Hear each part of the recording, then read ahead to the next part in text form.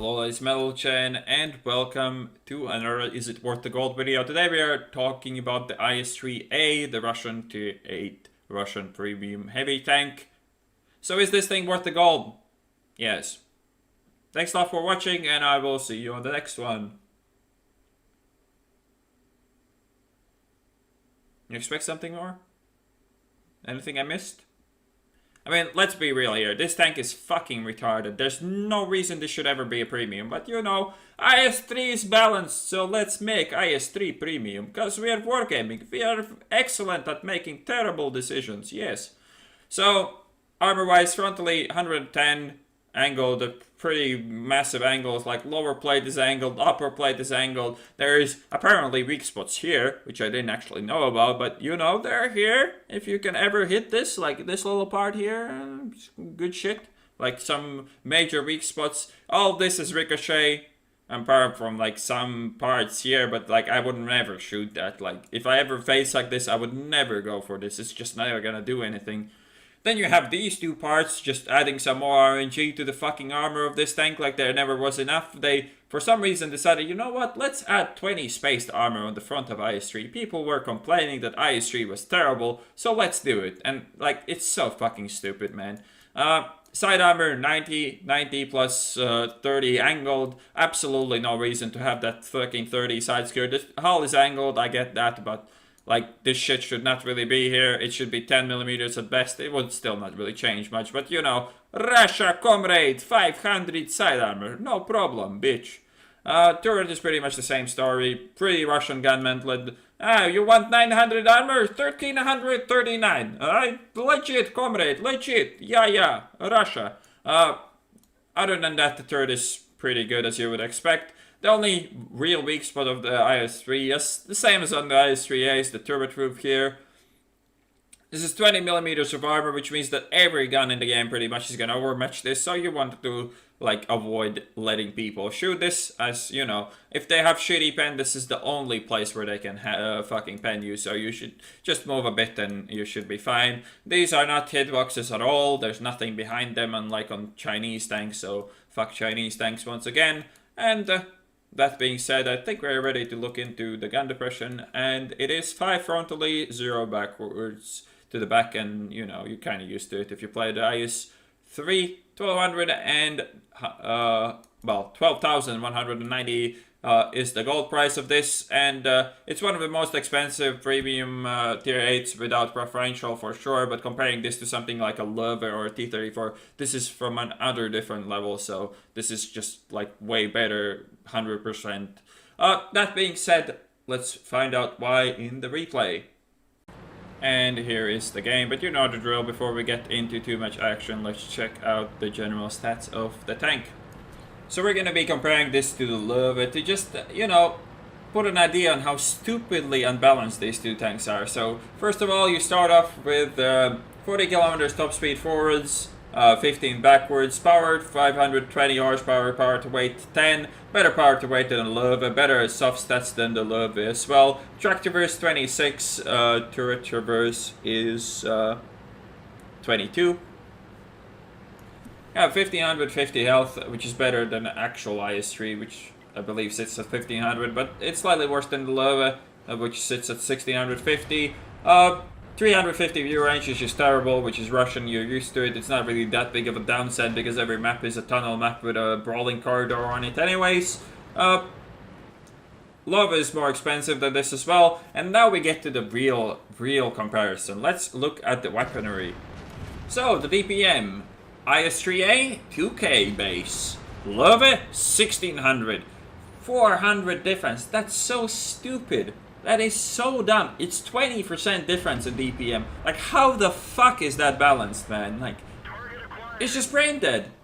F390 Alpha, a Russia comrade. 221 pen, which is APCR, which isn't the greatest thing ever to have that APCR. Sure, it will get your shell velocity more on point and you won't have to lead your target's range that much, but at the same time, APCR has slightly worse penetration against angled armor, and also it drops off pen over range. Then again, you don't really shoot at range, so it doesn't really matter.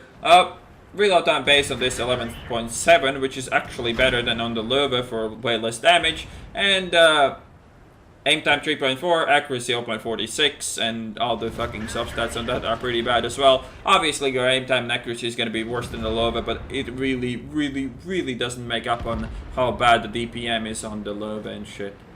So the downsides of the IS3A. Well, first of all, you can talk that it's a slower IS3 and blah blah blah blah blah. IS3 is the most dominant tier 8 heavy tank like ever. It's so fucking dominant compared to everything else that having a slow IS3 is still like the second best thing in tier 8. So you literally have a premium tank here that is the second best in tier 8, and like that should not be the case, but it is.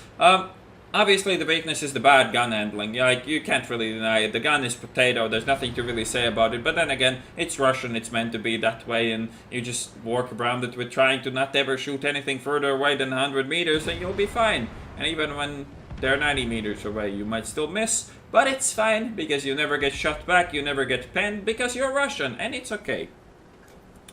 The actual real only downside to this tank is that it doesn't make that much credits, as it does not have very cheap shells. Each shell costs around 1k, and you tend to miss a lot if you play like I do, so you will tend to lose some money with just, you know, shooting like this. There was no reason to shoot that shot like that though, but you tend to not make as much money as you would in other tier 8 premiums. And obviously this gets tier 10, which obviously is a downside to compare it to something like an IS6. But at the same time, when you spawn top tier in this tank, it just dominates. Like, you just look at the matchmaking, you look at the bottom like 10 tanks, and they can't hurt you in this game. Like, it's so stupid. Like, if you look at the enemy team now, what is dangerous to me?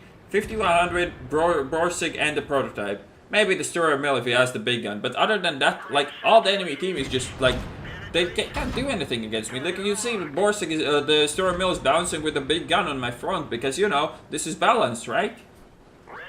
And sure, when you're not top tier, you actually have to pay attention, you actually have to try to go hull down, and you actually, you know, have to put in effort to actually win these games, but I'm top tier. I'm just gonna fucking press W and drive over them, which is kind of what you do all the time. You obviously have to balance your how many tanks at once are shooting you, because, you know, that's kind of important to not be shot like by 7 tanks at the same time. That's probably gonna get you killed sooner or later, but as long as you're like facing 1 tank at a time, you're pretty fine. I did face pretty bad tanks for me as well with the Borsig and the other TD, and that shot is just, you know, Russian accuracy. The bigger the number, the better the accuracy. Haha. Another downside to this tank, which also completely unaffects the game performance, is that it doesn't have enough crew members. It only has 3, which means that it's not like the greatest crew trainer ever for the 3 people that actually give a shit about that. But it does this, you know, auto aim, full speed on move, Russia gun, very good. Yes, no problem.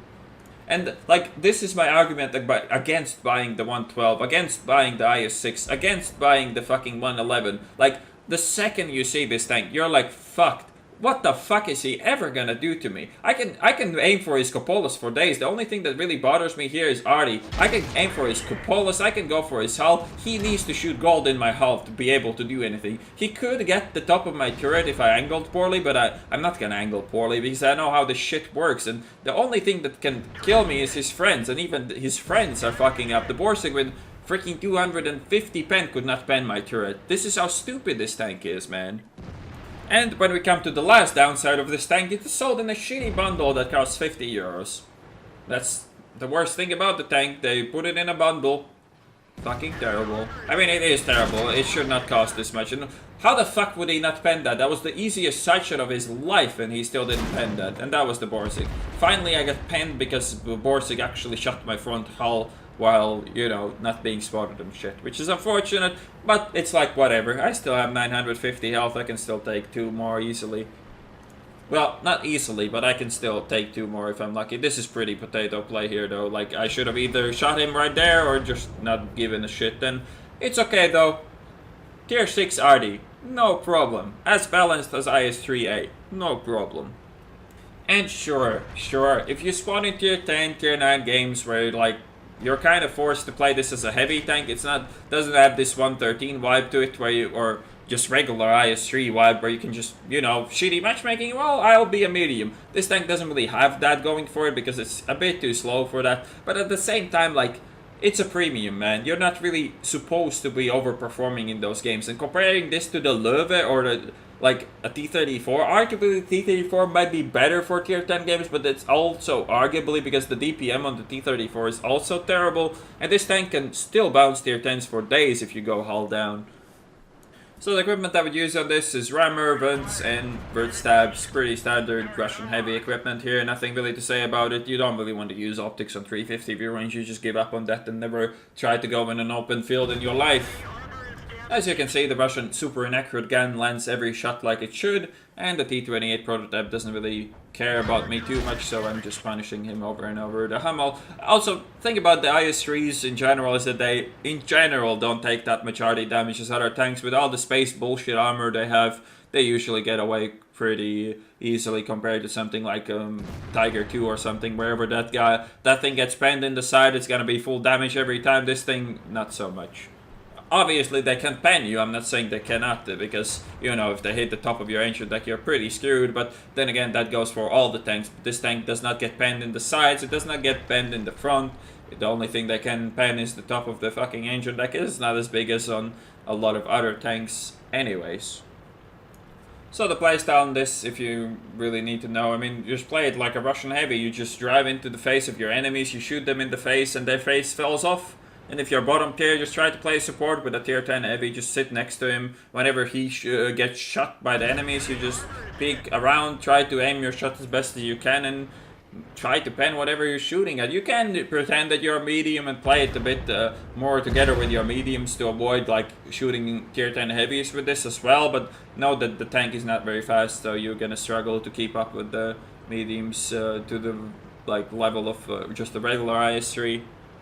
Another thing you should try to do, if you're in positions where you know you're gonna get shot and you might get penetrated by something like 220, 240 pen guns frontally, if you can wedge your hull upwards a bit on anything really, it will definitely help. If it exposes your lower plate, it's a downside, sure, but if you can cover your lower plate while raising your angles of your hull by a bit, it's gonna be enough to bounce pretty much anything in this game. So the second your hull is slightly angled, people are gonna start to struggle to pen this, especially if your lower plate is covered, and sometimes people don't react to you, especially if you're trying to wiggle the hull up and down, they might fuck up the shots a lot as well.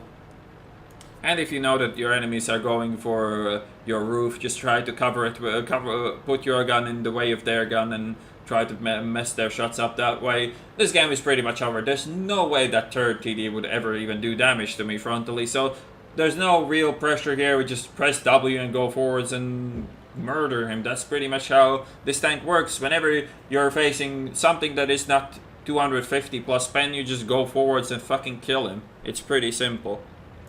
To put this in perspective, this was the first game I ever played with an IS-3, and pretty decent, pretty solid, I have to say. Good job wargaming. Definitely needed to be a premium tank like this in the game. We always wanted to have some OP premiums. At least they balanced it out by making people pay a lot of money, so it's okay. If you had enough money, you get an OP premium, and if you don't, you get fucked. So, fuck you. Let's not forget that all the other premiums at tier 8 become significantly worse as more of these are rolling out, because you can't compete with this. With any other premium, you just can't compete. It's just unfair. This thing has less than 10-second reload for 390 alpha. There's nothing really else you need to say, and obviously the retard-proof armor is gonna help you a lot as well. And here's the end plate. Ace Tanker, Tank Sniper, High Caliber, Steel Wall, Confederate. No problem. The experience is with a 50% boost, so don't really bother to look at that too much. 5.2k damage done, 1357 assisted, because 350 view range. 1608 base XP as well, because reasons. But as I said, not too much profit for what kind of game this was, only 116k. So, is the IS3A worth the gold? Well, let me put it this way. It is by far the best tier 8 premium tank in the game. Nothing even compares to this. At the same time, it does cost 50 euros and it's on a shitty bundle with some gold and stuff, so Do you really want to buy it? It's really up to you. It has these downsides that are, economic downsides. It doesn't make a lot of money. It has a shitty crew setup, but at the same time, this tank is fucking broken, dude. And the Lova and the T-34, the other heavy tanks without preferential matchmaking, look like absolute fucking shit compared to this. So, just wargaming things. But I do hope you enjoyed my rant here, and I will see you on the next one.